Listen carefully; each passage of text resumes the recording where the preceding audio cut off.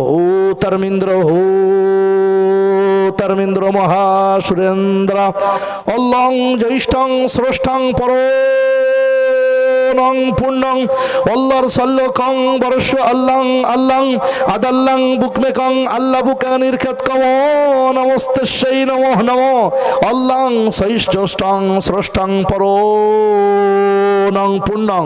তিনি হলেন পরং পুণ্যং, তিনি হলেন স্রষ্টা, তিনি হলেন খালিক মালিক আল্লাহ। তার কৃতজ্ঞতার জন্য আরেকবার বলি আলহামদুলিল্লাহ।